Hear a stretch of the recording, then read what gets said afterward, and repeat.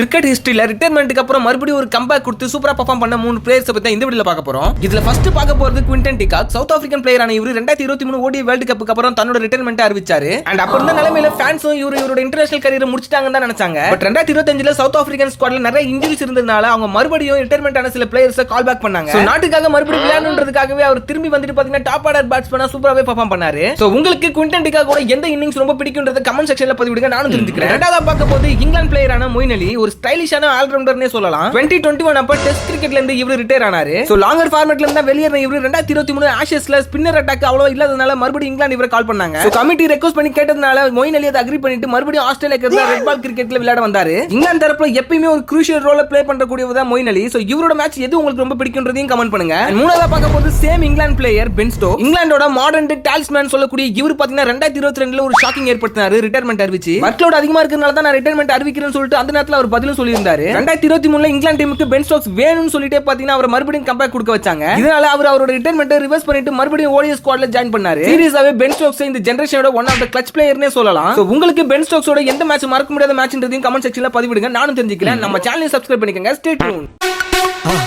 மறக்காம சர்ப்ரைஸ் பண்ணுங்க. Thank you.